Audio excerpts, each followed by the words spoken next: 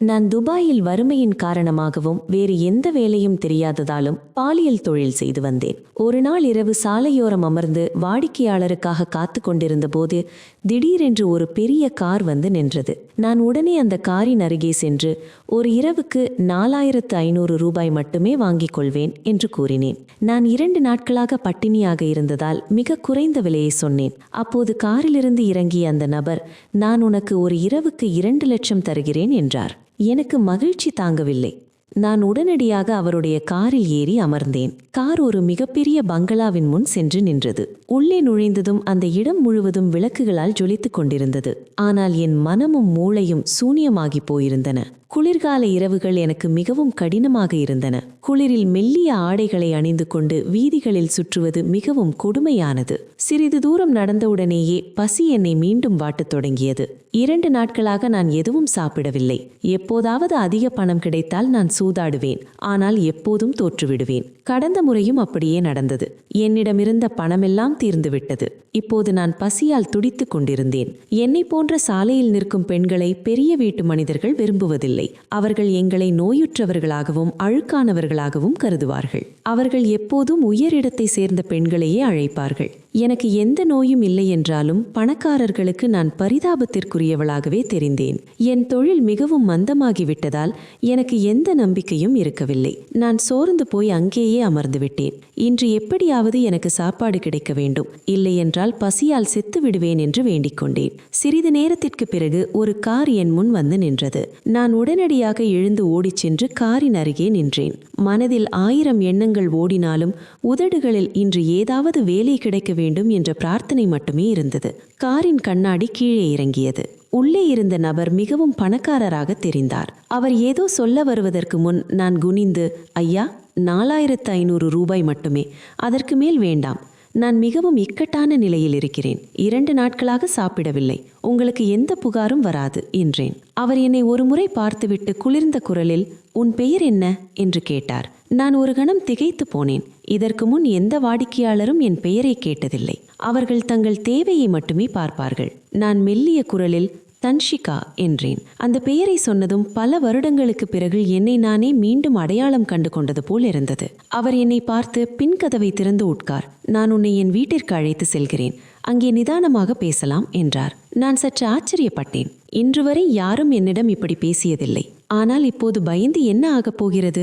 எல்லாவற்றையும் இழந்த ஒருத்திக்கு உலகத்தை பற்றி என்ன பயம்? நான் அமைதியாக சென்று காரில் அமர்ந்தேன். உள்ளே அமர்ந்ததும் விலையுயர்ந்த வாசனை திரவியத்தின் நறுமணம் என்னை சற்றே கலங்கச் செய்தது. அவருடைய கையில் இருந்த விலையுயர்ந்த கடிகாரம் மற்றும் காரை பார்த்ததும் எனக்கு தெரியாமலே பயம் வரத் தொடங்கியது. நான் இவ்வளவு ஆடம்பரமான காரில் இதற்கு முன் அமர்ந்ததே இல்லை. துபாய் வந்து 1.5 ஆண்டுகள் ஆகிவிட்டன. ஆனால் இதுவரை என் கால்கள் தான் எனக்கு துணையாக இருந்தன, அல்லது எப்போதாவது ஒரு மலிவான டாக்ஸி. அவர் என்னை நேராக தன் வீட்டிற்கு அழைத்து சென்றார். என் இதய துடிப்பு வேகம் எடுத்திருந்தது. நீண்ட பயணத்திற்கு பிறகு கார் ஒரு பிரம்மாண்டமான வீட்டின் முன் நின்றது. கார் நின்றதும் காவலாளி கதவை திறந்தான். அவர் காரை உள்ளே கொண்டு சென்று போர்ட்டிகோவில் நிறுத்திவிட்டு கீழே இறங்கி, உள்ளே சென்று மிகவும் கண்ணியமாக நடந்து கொள், சந்தை பெண் போல நடந்து கொண்டால் 1 பைசா கூட தரமாட்டேன், போலீசில் ஒப்படைத்து விடுவேன் என்று எச்சரித்தார். நான் சொல்வது போல மட்டும் பேசு, உன் இஷ்டத்திற்கு எதையும் பேசாதே, வாய் திறந்தால் நீ வந்திருக்கும் இடம் ஒரு சிறைச்சாலைக்கு சமம் என்பதை நினைவில் கொள் என்றார். இதை கேட்டு நான், இங்கே இருப்பது ஆபத்தென்றால் நான் போய்விடுகிறேன், பசியோடு இருப்பதே மேல் என்றேன். அதற்கு அவர், இதையெல்லாம் காரில் ஏறுவதற்கு முன்பே யோசித்திருக்க வேண்டும். இப்போது அமைதியாக உள்ளே வா என்றார். நான் சில நொடிகள் அமைதியாக இருந்துவிட்டு, எனக்கு சாப்பிட ஏதாவது தருவீர்களா? 2 நாட்களாக தண்ணீர் கூட குடிக்கவில்லை, பசி மயக்கமாக இருக்கிறது என்றேன். சாப்பாடு கொடுத்தால் நான் உங்களுக்கு உண்மையாக இருப்பேன், உங்களை ஏமாற்ற மாட்டேன் என்றும் கூறினேன். அவர் கடுமையாக, கீழே இறங்கு என்று சொன்னேன். இனி சத்தம் போட்டால் இங்கேயே கொன்று புதைத்து விடுவேன் என்று மிரட்டினார். அவருடைய பேச்சை கேட்டு நான் பயந்து போனேன். இவ்வளவு காலத்தில் எனக்கு இப்படி ஒரு அனுபவம் நேர்ந்ததில்லை. நான் அமைதியாக காரிலிருந்து இறங்கினேன். அவரும் இறங்கி காவலாளியிடம், காரை பார்க் செய், யாராவது அந்நியர்கள் வந்தால் என் அனுமதியின்றி கதவை திறக்காதே என்று உத்தரவிட்டார். பிறகு என் கையை பிடித்து நேராக உள்ளே அழைத்துச் சென்றார். என் இதயம் படபடத்தது. ஏற்கனவே நிறைய பேர் கூடியிருந்த பெரிய ஹாலுக்கு என்னை அழைத்துச் சென்றார். அங்கிருந்தவர்கள் அனைவரும் பெரிய குடும்பத்தைச் சேர்ந்தவர்களாகவும் அழகான ஆடைகள் அணிந்தும் இருந்தனர். என்னை ஒருவேளை நடனமாட அழைத்து வந்திருக்கலாம் என்று நினைத்தேன். ஆட சொன்னால் ஆடலாம் என்று முடிவு செய்தேன். பொதுவாக நான் அப்படி செய்வதில்லை. ஆனால் இன்று என் நிலைமை எதையும் செய்ய தயாராக இருந்தது. ஆனால் நாம் நினைப்பது போல் எப்போதும் நடப்பதில்லையே. அந்த நபர் அனைவரின் முன்னிலையிலும் என் கையை பிடித்து பெண்களை மற்றும் தாய்மார்களே என்று அழைத்தார். அனைவரும் எங்களை திரும்ப பார்த்தார்கள். அவர் என்னை பார்த்து கண் சிமிட்டிவிட்டு, என் வாழ்க்கையில் யாராவது இருக்கிறார்களா என்று தெரிந்து கொள்ள ஆவலாக இருந்தீர்கள் அல்லவா? இன்று என் வருங்கால மனைவியை உங்களுக்கு அறிமுகப்படுத்துகிறேன் என்றார். இவள் பெயர் வன்ஷிகா. நாங்கள் ஒருவரை ஒருவர் மிகவும் நேசிக்கிறோம். இவள் 1.5 ஆண்டுகளுக்கு முன்பு என் வாழ்க்கையில் வந்தாள். இப்போது என் வாழ்க்கையின் முக்கிய அங்கமாகிவிட்டாள். உங்கள் அனைவருக்கும் இவளை பிடிக்கும் என்று நம்புகிறேன் என்றார். நான் அவரை ஆச்சரியத்துடன் பார்த்து கொண்டிருந்தேன். அவர் இப்படி அனைவர் முன்னிலையிலும் என்னை அறிமுகப்படுத்துவார் என்று நான் எதிர்பார்க்கவே இல்லை. நான் ஏதாவது சொல்வதற்குள் ஒரு பெண் வந்து அவர் கையை பிடித்து, என்ன பைத்தியக்காரத்தனமாக பேசுகிறாய்? சாலையில் கிடைத்த பெண்ணை வருங்கால மனைவி என்கிறாயா என்று கேட்டார். இன்று உனக்கு எவ்வளவு பெரிய இடத்திலிருந்து வரன் வந்தது தெரியுமா? முட்டாள்தனமாக நடந்து கொள்ளாதே. விளையாடினேன் என்று சொல்லிவிடவா என்று அந்த பெண் மெல்லிய குரலில் கூறினார். அது எனக்கும் அந்த ஆணுக்கும் மட்டுமே கேட்டது. திடீரென்று அவர் உரக்க, அனைவருக்கும் ஆச்சரியமாக இருக்கும். என் அம்மா எனக்கு வந்த வரன்களை ஏற்கச் சொல்கிறார். ஆனால் அம்மா, காதல் ஒரு முறைதான் வரும். எனக்கு அது வந்துவிட்டது. வஞ்சகம் இல்லாமல் என்னால் வாழ முடியாது என்றார். நான் அதிர்ச்சியில் உறைந்து போயிருந்தேன். என் கை கால்கள் குளிர்ந்து போவது போல் உணர்ந்தேன். அவர் என்னை பார்த்து, பார்த்தாயா ஹன்சிகா, என் காதல் குறைவு என்று சொல்வாயே, இப்போது பார், அனைவர் முன்னிலையிலும் உன்னை என் வருங்கால மனைவி என்று சொல்லிவிட்டேன். இன்றைய திருமணம் செய்வேன் என்றார். அவர் இதை தன் அம்மா கேட்க வேண்டும் என்பதற்காகவே சத்தமாக சொன்னார். அவருடைய மனதில் என்ன இருக்கிறது என்று கேட்க நினைத்தேன். ஆனால் அந்த சூழலில் என்னால் நடிக்க மட்டுமே முடிந்தது. எனக்கு எப்படியாவது சாப்பாடும் பணமும் தேவைப்பட்டது. அவர் என்னை எப்படி பயன்படுத்தினாலும் எனக்கு கவலை இல்லை. நான் உடனே, நீங்கள் எப்படி சொல்கிறார்களோ அப்படியே நடக்கும். நீங்கள் இப்போதே திருமணம் செய்ய விரும்பினால் நான் தயார் என்றேன். ஆனால் என் இந்த வார்த்தைகள் எனக்கு எவ்வளவு பெரிய சிக்கலை உண்டாக்கப் போகிறது என்று எனக்கு தெரியவில்லை. அவருடனே தன் மேய்க்காப்பாளரை அழைத்து, உடனே பூசாரியை வரவழை, சாட்சிகளை அழையுங்கள், திருமணத்திற்கு ஏற்பாடு செய்யுங்கள், நான் இப்போதே இவளை திருமணம் செய்யப் போகிறேன் என்றார். ஏதோ தவறு நடப்பதை நான் உணர்ந்தேன். நான் மெதுவாக, ஐயா, இது என்ன நடக்கிறது? நான் ஒரு சாதாரண பெண், யோசித்து முடிவெடுங்கள், இல்லை என்றால் வருத்தப்படுவீர்கள் என்றேன். அவர் என் காது கரையில் குனிந்து, திருமணம் செய்கிறாயா அல்லது வேறு யாரையாவது அழைக்கவா என்று மிரட்டும் துணியில் கேட்டார். நான் பயந்து போய் சம்மதித்தேன். அவர் என்னை சோஃபாவில் அமர வைத்துவிட்டு தன் அம்மாவிடம் சாப்பாடு எடுத்து வரும்படி கூறினார். சிலர் கோபத்தில் சென்று விட்டனர், சிலர் வேடிக்கை பார்க்க நின்றுவிட்டனர். சிறிது நேரத்தில் அவர் அம்மா சாப்பாடு கொண்டு வந்தார். அவர் சாப்பாட்டை மேஜையில் வைத்துவிட்டு, இன்று நான் என் கைகளால் உனக்கு ஊட்டி விடுவேன். இது நம் வாழ்க்கையின் மிக அழகான நாள் என்றார். எனக்கு அது ஒரு கனவு போல இருந்தது. அவர் எனக்கு உண்மையாகவே ஊட்டிவிட்டார். நானும் பசியில் மறுக்காமல் சாப்பிட்டேன். சுமார் அரை மணி நேரத்தில் பூசாரியும் சில சாட்சிகளும் வந்தனர். அப்போது ஒரு பெரிய மனிதர் வந்து, நீ இந்த தெருப்பெண்ணை திருமணம் செய்தால் என் சொத்திலிருந்து உன்னை நீக்கி விடுவேன். உனக்கு என்ன பைத்தியமா என்று கத்தினார். ராஜ்வீர் சிரித்துக்கொண்டே, நீங்கள் என்ன விரும்புகிறீர்கள்? நான் உங்களை பற்றியும் ஏதாவது அறிவிக்கவா அல்லது அமைதியாக இருக்கிறீர்களா என்று கேட்டார். அந்த நபர், நீ மிகவும் வருத்தப்படுவாய், என் மானத்தை இப்படி நாசமாக்க விட மாட்டேன் என்று சொல்லிவிட்டு சென்றார். ராஜ்வீர் பூரியிடம் சென்று கைகுலுக்கி பேசினார். என்னிடம் என் தந்தை பெயர் மற்றும் வயது மட்டுமே கேட்கப்பட்டது. என் இதயம் வேகமாக துடித்தது. இது எல்லாம் ஒரு கனவு போல் இருந்தது. திடீரென்று ஒரு கார் வந்து என்னை இவ்வளவு பெரிய மாளிகைக்கு அழைத்து வந்து இப்படி மரியாதையுடன் நடத்துவது நம்பவா? சிறிது நேரம் கழித்து ராஜ்வீர், வாருங்கள், உங்களை அறையில் விட்டு விடுகிறேன், ஓய்வெடுங்கள், பிறகு சந்திக்கிறேன் என்றார். நான் மெதுவாக தலையசைத்தேன். அவர் என்னை அழைத்து கொண்டு மாடிக்கு சென்றார். ஒரு அறையை திறந்து உள்ளே சென்று சோஃபாவில் அமருங்கள், நான் அரை மணி நேரத்தில் வருகிறேன் என்று சொல்லிவிட்டு சென்றார். நான் படபடக்கும் இதயத்துடன் உள்ளே சென்றேன். அது ஒரு குட்டி அரண்மனை போல் இருந்தது. சுவரில் துபாயின் ஒரு ரெஸ்டாரண்ட் முன் அவர் நிற்கும் பெரிய புகைப்படம் இருந்தது. அறை முழுவதும் மென்மையான படுக்கை, அழகான திரைச்சீலைகள் மற்றும் விலையுயர்ந்த பொருட்களால் அலங்கரிக்கப்பட்டிருந்தது. நான் அந்த ஆடம்பரமான சோஃபாவில் அமர்ந்து அவருக்காக காத்திருந்தேன். சாலைகளில் இரவை கழித்த ஒருத்தி இன்று இப்படி ஒரு மாளிகையில் அமர்ந்திருப்பதை என்னால் நம்ப முடியவில்லை. சிறிது நேரத்தில் வெளியே சத்தம் கேட்டது. ஆனால் நான் வெளியே செல்லவில்லை. அரை மணி நேரம் கழித்து கதவு தட்டப்பட்டது. ராஜ்வீர் என்று நினைத்தேன். ஆனால் ஒரு வேலைக்காரி வந்தாள். மேடம், நீங்கள் ஓய்வெடுங்கள், ஐயா காலை வரை வரமாட்டார், வெளியே செல்கிறார். கதவை பூட்டிக் கொள்ளுங்கள். ஏதாவது தேவைப்பட்டால் போனில் கூப்பிடுங்கள் என்றாள். நான் தலையசைத்துவிட்டு படுக்கையில் படித்தேன். இவ்வளவு மென்மையான படுக்கையை என் வாழ்நாளில் பார்த்ததில்லை. இந்தியாவில் என் வீட்டில் மரியாதை இருந்தது. ஆனால் இவ்வளவு வசதி இல்லை. படுத்த உடனேயே ஆழ்ந்த உறக்கத்தில் ஆழ்ந்தேன். என் காசை விடியும் போது என் கண் விழித்தது. முதலில் நான் எங்கே இருக்கிறேன் என்று புரியவில்லை. பிறகு மெல்ல நடந்ததெல்லாம் நினைவுக்கு வந்தது. நான் அமைதியாக படுக்கையில் அமர்ந்தேன். இப்போது நான் பிரார்த்தனை செய்ய வேண்டுமா என்று யோசித்தேனா? ஆனால் என் ஆடை ஒரு புனிதமான இடத்திற்கு செல்ல தகுதியானதாக இல்லை. அப்போது இன்டர்காம் என் கண்ணில் பட்டது. வேலைக்காரி சொன்னது நினைவுக்கு வந்தது. தயக்கத்துடன் போனை எடுத்து, எனக்கு குளிக்க சோப்பு, ஒரு சல்வார் கமீஸ் மற்றும் தலை துப்பட்டா வேண்டும் என்று கேட்டேன். மறுமுனையில் இருந்த பெண், உடனே அனுப்புகிறேன் மேடம் என்றாள். 10 நிமிடங்களில் கதவு தட்டப்பட்டது. ஒரு பெண் கையில் பொருட்களுடன் வந்தாள். நான் குளியலறையை எப்படி பயன்படுத்துவது என்று தெரியாமல் திகைத்தேன். அவரே எனக்கு எல்லாவற்றையும் விளக்கினார். நான் நிதானமாக குளித்து உடைமாற்றிவிட்டு வெளியே வந்தேன். கண்ணாடியில் என்னை பார்த்தபோது கண்கள் கலங்கின. 1.5 ஆண்டுகளுக்கு பிறகு மீண்டும் என் பழைய சுயத்தை பார்ப்பது போல் இருந்தது. என் குடும்பத்துடன் மகிழ்ச்சியாக வாழ்ந்த அந்த நாட்கள் நினைவுக்கு வந்தன. நான் துப்பட்டாவால் தலையை மூடிக்கொண்டு அமைதியாக பிரார்த்தனை செய்தேன். அழுது கொண்டே இறைவனிடம் என் எல்லா பாவங்களுக்கும் மன்னிப்பு கேட்கிறேன்.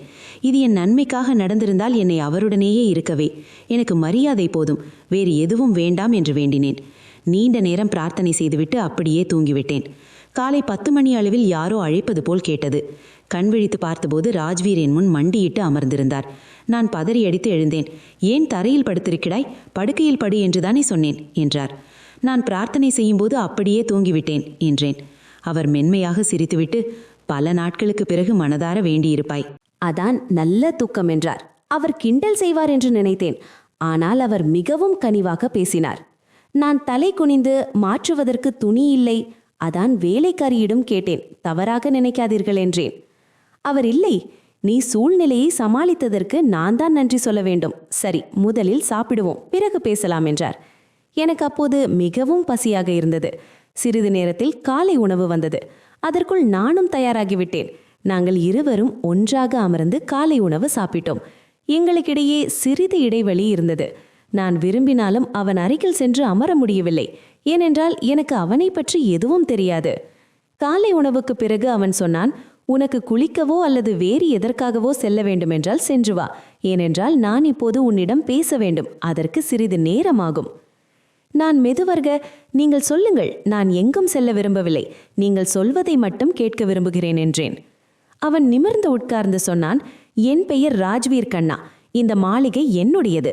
நானும் என் தந்தையும் சேர்ந்து ஒரு நிறுவனத்தை நடத்துகிறோம். என் தாய் எனக்கு மாற்றாந்தாய், சித்தி.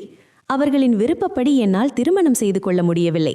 ஏனென்றால் அவர்கள் மிகவும் பேராசை குணம் கொண்டவர். என் வாழ்க்கையில் எந்த பெண் வந்தாலும் அவளை பார்த்ததும் அவர்களுக்கும் பேராசை வந்துவிடும். அதனால் நான் ஒரு பெரிய முடிவை எடுத்தேன். இரவில் ஒரு இளம் பெண்ணை என் அறைக்கு அனுப்பி என்னை அவமானப்படுத்தி அவளையே திருமணம் செய்து கொள்ள வற்புறுத்துவது அவர்களின் திட்டமாக இருந்தது. ஆனால் எங்கள் குடும்பத்தில் இது போன்ற விஷயங்கள் மிகவும் தீவிரமாக எடுத்துக்கொள்ளப்படுகின்றன. இந்த விஷயம் எனக்கு எங்கள் வேலைக்காரர் ஒருவர் மூலம் தெரிந்தது. உண்மையில் நான் திருமணம் செய்து கொள்ள விரும்பினேன். ஆனால் அது வெறும் சம்பிரதாயத்திற்காக மட்டுமே. அதனால் சில மாதங்கள் என்னுடன் திருமணமாகி வாழ்ந்துவிட்டு பிறகு பிரிந்து செல்லக்கூடிய ஒரு பெண்ணை நான் தேடிக்கொண்டிருந்தேன். ஆனால் அப்படி எந்த பெண்ணும் கிடைக்கவில்லை. நான் கவலையோடு சுற்றி கொண்டிருந்தேன். அப்போதுதான் என் பார்வை உன் மீது பட்டது. அந்த நேரத்தில் என் மனதில் நடைமுறை சிந்தனை மட்டுமே இருந்தது. அதனால்தான் நான் உன்னை தேர்ந்தெடுத்தேன். நேற்று இரவு நான் உனக்கு 5 லட்சம் தருவதாக சொன்னேன். ஆனால் இப்போது நான் 10 லட்சம் தருகிறேன். நீ 4 மாதங்கள் என்னுடன் இருக்க வேண்டும். நீ ஒரு சாதாரண பெண் அல்ல, என் உண்மையான தேர்வு என்றும் நாம் 1.5 ஆண்டுகளாக ஒன்றாக வாழ்ந்து வருகிறோம் என்றும் என் குடும்பத்தினரிடம் காட்ட விரும்புகிறேன். நான் அமைதியான குரலில், ஏன் 1.5 ஆண்டுகள் என்று சொல்ல விரும்புகிறீர்கள்? 2 ஆண்டுகள் என்றும் சொல்லலாமே என்று கேட்டேன். ஏனோ எனக்கு ஏதோ அசம்பாவிதம் நடக்கப் போவது போன்ற உள்ளுணர்வு ஏற்பட்டது. சில நொடிகள் அவன் முகத்தில் ஒரு நிழல் கடந்து சென்றது. அவன் பேச்சை மாற்றிக்கொண்டு, இல்லை, சும்மா அப்படிதான் சொன்னேன். இருக்கட்டும், இப்போதைக்கு நான் உனக்கு 2 லட்சம் தருகிறேன். பிறகு ஒவ்வொரு மாதமும் கொஞ்சம் கொஞ்சமாக பணம் தருவேன். நீ நன்றாக நடித்தால் நான் உனக்கு 10 லட்சத்திற்கும் அதிகமாக கூட தரலாம் என்றான். நீ உன் வாழ்க்கையை மேம்படுத்திக் கொள்ள முடியும். உனக்காக நான் இன்னொரு நல்ல விஷயமும் செய்ய முடியும். உனக்கு ஒரு நல்ல இடத்தில் வேலை வாங்கி தருகிறேன். அதனால் நீ வாழ்நாள் முழுவதும் பாதுகாப்பான மற்றும் மரியாதையான வாழ்க்கையை வாழ முடியும்.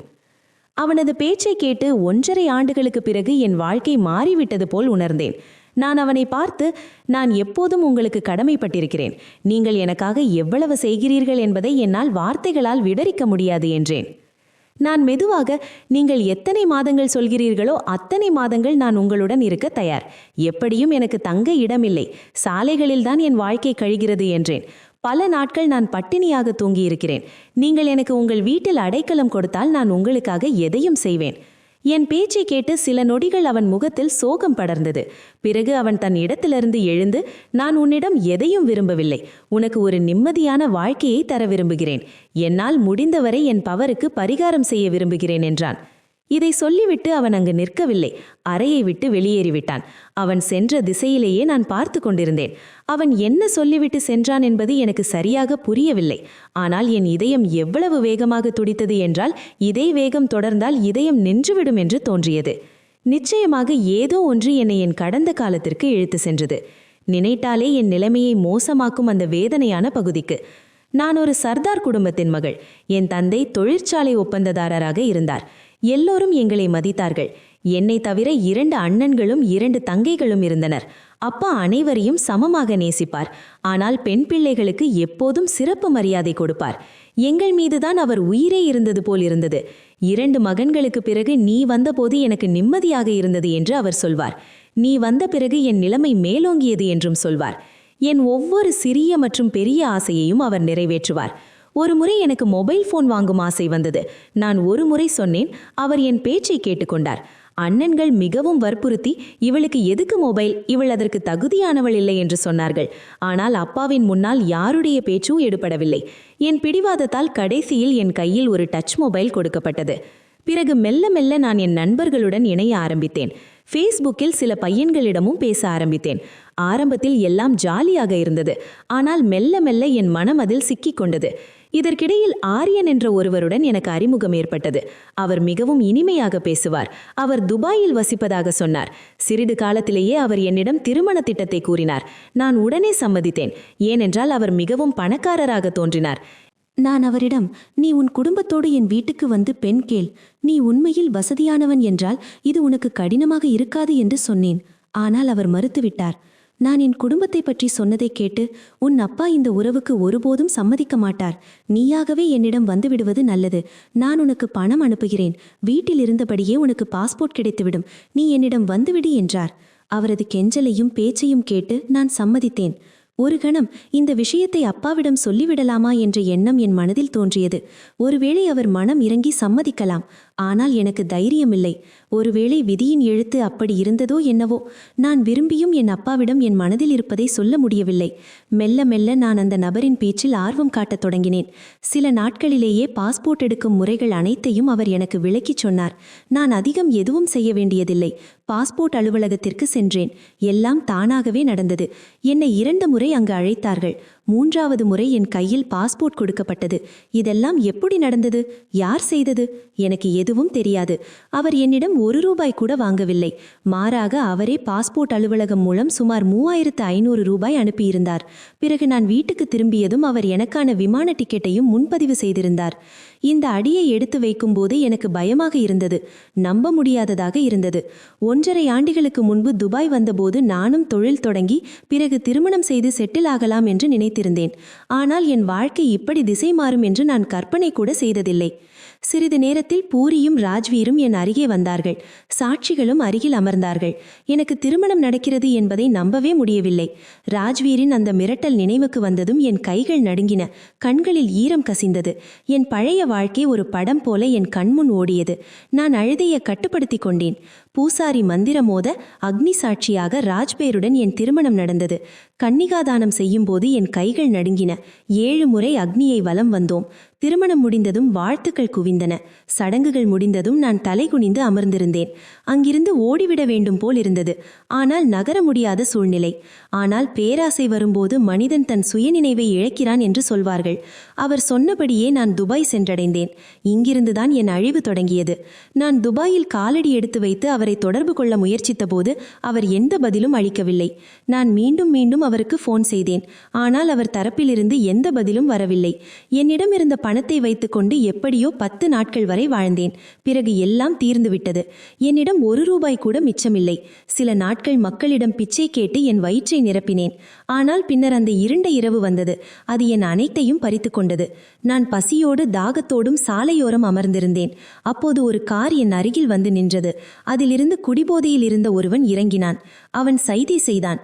நான் மறுக்க முடியாத அளவுக்கு பலவீனமாக இருந்தேன். நான் அனைத்தையும் அவனிடம் ஒப்படைத்தேன். பதிலுக்கு அவன் வெறும் 150 ரூபாய் கொடுத்தான். அதை வைத்து நான் சாப்பிட்டேன். ஆனால் இதுவே என் பாவப்பட்ட பாதையின் தொடக்கமாக அமைந்தது. ஒவ்வொரு நாளும் நான் புதிய வாடிக்கையாளரை தேடி பாவங்களின் இருண்ட உலகில் என் வாழ்க்கையின் கதவுகளை திறந்து கொண்டே சென்றேன். நான் என்ன செய்வது? நான் படித்தவள் இல்லை. அப்பாவின் நிழல் என் தலைக்கு மேல் இல்லை. குடும்பத்தினர் அருகில் இல்லை. வேறு வழியின்றி நான் இந்த பாதையை தேர்ந்தெடுக்க வேண்டியிருந்தது. வேலை தேட எவ்வளவோ முயற்சி செய்தேன். ஆனால் சிபாரிசு அல்லது தங்கும் அனுமதி உள்ளவர்களுக்கு மட்டுமே அங்கு வேலை கிடைத்தது. என்னிடம் இரண்டும் இல்லை. அதனால் மிக குறைந்த பணத்தில் மிதிக்கப்படும் ஒரு பெண்ணாக நான் மாறிவிட்டேன். நேரம் மெதுவாக கடந்து சென்றது. பார்க்க பார்க்க எனக்கு இங்கே வந்து 1.5 ஆண்டுகள் ஆகிவிட்டன. இப்போதும் என் மனதில் கேள்வி எழும். என் நாட்டில் எல்லாரும் எப்படி இருப்பார்கள்? எனக்கு முதலில் எதுவும் தெரியாது. ஆனால் இப்போது நான் அந்த மனிதனை பார்த்தபோது ஏதோ நான் அவரிடம் முன்பே பேசியது போல் தோன்றியது. அவன் தன் முழு பெயர் ராஜ்வீர் கண்ணா என்று சொன்னபோது திடீரென்று என் மனதில் அந்த ஆரியன் என்ற பெயர் ஒலித்தது. அவனால் தான் என் வாழ்க்கையில் ஒரு புயல் வந்தது. அவன் பேசியதை கேட்டு என் இதயம் விசித்திரமாக துடிக்க ஆரம்பித்தது. வாழ்க்கை என்னை மீண்டும் 1.5 ஆண்டுகள் பின்னோக்கி இழுத்துச் சென்றது போல தோன்றியது. நேரம் வேகமாக ஓடிக்கொண்டிருந்தது. மதியம் வேலைக்காரி உணவு கொடுத்துவிட்டு சென்றாள். ஆனால் இப்போது எனக்கு ராஜ்வீர் அண்ணாவின் வரவுக்காக மட்டுமே காத்திருப்பு இருந்தது. இரவு சுமார் காலை 8 மணி அளவில் அவன் அறைக்குள் நுழைந்தான். அவன் உள்ளே வந்ததும் நான் அவன் முன் சென்று நின்றேன். அவன் ஏதோ சொல்வதற்கு முன் நான் அவன் சட்டையை பிடித்து உலுக்கியபடி கேட்டேன். பொய் சொல்லாதே. இந்தியாவிலிருந்து என்னை துபாய்க்கு வரவழைத்த அதே ஆரியன் நீதானே? காதலை வைத்து வலை விரித்து என் வாழ்க்கையை நாசமாக்கியவன் நீதானே என்று கேட்டேன். நீ என்னிடமிருந்து எதையும் மறைக்க முடியாது. உன் தந்தையின் மீது ஆணை. உன் தந்தையின் மீது உனக்கு மிகுந்த பசம் என்று நீ எப்போதும் சொல்வாய். இன்று எனக்கு உண்மை தெரிய வேண்டும். நான் கடவுளிடம் எத்தனை முறை வேண்டியிருப்பேன், ஒரு முறையாவது உன்னை சந்தித்து கேட்க வேண்டும் என்று. அப்படி நான் உனக்கு என்ன துரோகம் செய்தேன்? எதற்காக என்னிடம் இப்படி நடந்து கொண்டாய்? என் பேச்சை கேட்டு அவன் திடீரென்று முழங்காலில் அமர்ந்து சத்தமாக அழ ஆரம்பித்தான். அவன் கண்ணீர் நிற்பதாக தெரியவில்லை. அந்த கணத்தில் என் சந்தேகம் சரியானது என்று உறுதியானது. அவன் அழுது கொண்டே சொன்னான். நான் உதவியற்றவனாக இருந்தேன். குடும்பத்தினரின் அழுத்தம் மற்றும் கட்டுப்பாடுகள் காரணமாக நான் உன்னை இந்தியாவிலிருந்து துபாய்க்கு வரவழைத்த போது என் தந்தை என் எதிராக திரும்பினார். நான் ஏழை பொண்ணை திருமணம் செய்தால் வீட்டை விட்டு வெளியேற்றி விடுவேன் என்று மிரட்டினார். அவர்கள் என் பின்னால் ஆட்களை நியமித்தார்கள். அதனால் என்னால் உன்னை தொடர்பு கொள்ள முடியவில்லை.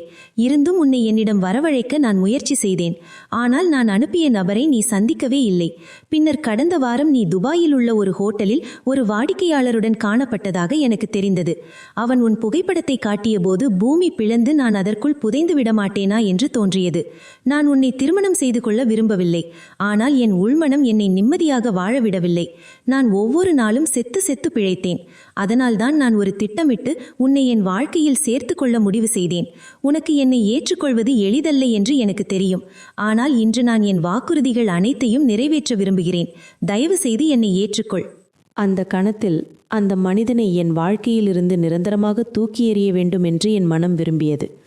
ஆனால் என் வாழ்க்கையில் நான் இவ்வளவு கஷ்டப்பட்டிருந்ததால் என்னை உண்மையாக நேசிக்கும், கஷ்டப்படுத்தாத மரியாதையும் அன்பும் நிறைந்த வாழ்க்கையை தரும் ஒரு நபர் இருக்க வேண்டும் என்று என் இதயம் எங்கோ ஒரு மூலையில் விரும்பியது. அதனால் விரும்பமல்லையே நான் அவனை மன்னித்தேன். அவனுடன் ஒரு புதிய வாழ்க்கையை தொடங்கினேன். ஆரம்ப நாட்களில் பல சிறிய பிரச்சனைகள் வந்தன. என் பழைய வாழ்க்கையை நினைத்து நான் மிகவும் பயந்து போயிருந்தேன். அவன் எனக்கு எப்போது குத்தி காட்டுவானோ என்று எப்போதும் பயமாக இருக்கும். அவன் என்னிடம் கண்டிப்பாக சில விஷயங்களை சொல்வான். ஆனால் மக்கள் நினைப்பது போல் எதுவும் நடக்கவில்லை. நான் தெருவில் திரியும் பெண் என்றோ அல்லது என் கடந்த காலம் கரைபடியாத என்றோ அவன் ஒரு முறை கூட என்னிடம் சொல்லவில்லை. மாறாக அவன் எப்போதும் எனக்கு மரியாதை கொடுத்தான். அவனது மாற்றாந்தாய் எப்போதும் என் பின்னால் சுற்றி கொண்டிருப்பார். ஆனால் அவன் என்னை காப்பாற்றுவான். தன் தந்தையின் முன்னால் என் மதிப்பை உயர்த்துவான். எனக்கு இருந்த கனவுகள் ஏறக்குறைய அழிந்து போயிருந்தன. திருமணத்திற்கு 6 மாதங்களுக்கு பிறகு அவன் என்னை என் அம்மா வீட்டுக்கு அழைத்து சென்றான். என் அண்ணன்களுக்கு திருமணமாகி இருந்தது. தங்கைகளின் திருமணம் நிச்சயமாகி இருந்தது. அப்பாவின் உடல்நிலை சரியில்லாமல் இருந்தது. அவர்கள் என்னை பார்த்தபோது மிகவும் கோபப்பட்டார்கள். என் முகத்தை கூட பார்க்க விரும்பவில்லை. ஆனால் என்னை இவ்வளவு பெரிய காரிலும் இவ்வளவு ஆடம்பரத்துடனும் பார்த்தபோது அவர்களின் கோபம் மெல்ல மெல்ல தணிந்தது. அவர்கள் என்னை மன்னித்து விட்டார்கள். ஒருவேளை என் மனதின் தூய்மையால் தான் இழந்த அனைத்தையும் நான் மீண்டும் பெற்றேன் என்று நினைக்கிறேன். இன்று என் கடந்த காலத்தை பற்றி நினைக்கும் போது என் ஆன்மா நடுங்குகிறது. கடவுள் எந்த பெண்ணுக்கும் இவ்வளவு வேதனையையும் இப்படிப்பட்ட விதியையும் கொடுக்கக்கூடாது. உண்மையை சொன்னால் இன்று என்னிடம் எல்லாம் இருக்கிறது. அதற்காக நான் நன்றியுள்ளவனாக இருக்கிறேன். ஆனால் என் கடந்த காலத்தை நினைக்கும் போதெல்லாம் மனம் பதைக்கிறது. நான் நமது புதிய தலைமுறை பெண்களுக்கு ஒரு செய்தியை சொல்ல விரும்புகிறேன். உங்கள் வாழ்க்கையை உங்கள் குடும்பம் மற்றும் உண்மையான நண்பர்களுக்குள் மட்டுமே வைத்துக் கொள்ளுங்கள். ஏனென்றால் இந்த ஆன்லைன் உறவுகள் ஒருபோதும் உண்மையானவை அல்ல. இதற்கு பின்னால் நடிப்பும் ஏமாற்றங்களும் இருக்கும். அது உங்களை அழித்துவிடும். காதல் உணர்வுகளில் மூழ்கி எடுக்கப்படும் ஒவ்வொரு தவறான முடிவும் ஒரு பெண்ணுக்கு அவமானத்தை மட்டுமே தரும், வேறொன்றுமில்லை. சரி, ராஜ்வீர் தன் தவறை ஒப்புக்கொண்டு முழங்காலில் நின்று என்னிடம் மன்னிப்பு கேட்டபோது என் மனம் அமைதியடைந்தது. ஒரு கணம் அவனை விலக்கிவிடலாம் என்று தோன்றியது. ஆனால் நான் அனுபவித்து கொண்டிருந்த வலியை விட அன்பு, மரியாதை மற்றும் பாதுகாப்பான ஒரு நேர்மையான வாழ்க்கை பெரிதாக தோன்றியது. நான் அவனை மன்னித்தேன். அன்றிரவி எங்கள் உறவின் புதிய ஆரம்பம் தொடங்கியது. பயமோ அல்லது கட்டாயமோ இல்லாமல் அமைதியாக ஒரு நபருடன் நான் படுக்கையை பகிர்ந்து கொண்ட முதல் இரவு அதுதான். ராஜ்வீர் சொன்ன சொல்லை காப்பாற்றினான். அவன் எனக்கு மனைவிக்கான முழு மரியாதையையும் கொடுத்தான். என் கடந்த காலத்தின் சுமையால் நான் நசுங்கி போவதை அவன் விரும்பவில்லை. ஒரு கணவன் தன் அன்பான மனைவியிடம் எப்படி நடந்து கொள்வானோ அப்படித்தான் அவன் என்னிடம் நடந்து கொண்டான். அவனது மாற்றாந்தாய் ஏதாவது சதி செய்து விடுவார்களோ என்று எனக்கு ஆரம்பத்தில் எப்போதும் பயமாக இருக்கும். அந்த பெண் அடிக்கடி ராஜ்வேரின் தந்தையிடம் என் சிறிய தவறுகளை சுட்டிக்காட்ட முயற்சிப்பார். உதாரணமாக, டைனிங் டேபிளில் முள்கரண்டியை சரியாக பிடிக்கவில்லை என்றோ ஆங்கிலம் சரியாக பேச வரவில்லை என்றோ சொல்வார்.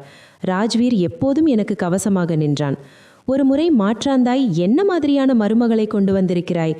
ராஜ்வீர், இவளுக்கு நாகரிகம் கூட தெரியவில்லை. எந்த தெருவிலிருந்து வந்தவளோ என்று கிண்டலடித்தார். இதை கேட்டு ராஜ்வீர் கோபப்படாமல் பதிலளித்தான். அம்மா, வன்ஷிகா எனக்கு உலகின் மிக விலைமதிப்பெற்ற பொக்கிஷம். அவள் மனதளவில் பணக்காரியாக இருக்கிறாள்.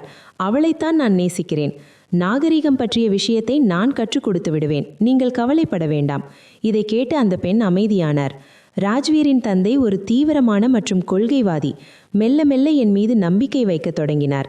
நான் வீட்டிலுள்ள பெரியவர்களை மதிப்பதையும் ராஜ்வீரை மகிழ்ச்சியாக வைத்திருப்பதையும் அவர் பார்த்தார். 6 மாதங்களுக்கு பிறகு ராஜ்வீர் என்னை என் அம்மா வீட்டுக்கு அழைத்து சென்றபோது என் தந்தையும் என்னை மன்னித்து விட்டார். நான் ஒரு ஆடம்பரமான காரில் முழு மரியாதையுடனும் கௌரவத்துடனும் வந்ததை பார்த்தபோது அவர்களின் கோபம் மெல்ல மெல்ல கரைந்தது. நான் கற்பனை கூட செய்து பார்க்காத அனைத்தும் இப்போது என்னிடம் இருந்தன. அன்பு, பாதுகாப்பு, மரியாதை மற்றும் ஒரு எதிர்காலம் என் வாழ்க்கையை மேம்படுத்த முடியும் என்று ராஜ்வீர் வாக்குறுதி அளித்திருந்தார். ஒரு நாள் ராஜ்வீர் என்னிடம் வந்து, ஹன்ஷிகா, நான் உன்னை வெறும் மனைவியாக வீட்டுக்குள் அடைத்து வைக்க விரும்பவில்லை. உன் வாழ்க்கையின் நோக்கத்தை நீயே தேர்ந்தெடுக்க வேண்டும் என்று நான் விரும்புகிறேன் என்றான். நீங்கள் எனக்கு வேலை வாங்கித்தர விரும்புகிறீர்களா என்று கேட்டேன். அவன் புன்னகைத்தான். வேலைக்கு முன் நீ உன் படிப்பை முடிக்க வேண்டும் என்று நான் விரும்புகிறேன். நீ விரும்பினால் நான் உன்னை ஒரு இங்கிலீஷ் மற்றும் கம்ப்யூட்டர் கோர்ஸில் சேர்த்து விடுகிறேன். இது நீ உன் சொந்த காலில் நிற்க உதவும். அவனது பேச்சை கேட்டு என் மனதில் மிகப்பெரிய நன்றி உணர்வு ஏற்பட்டது.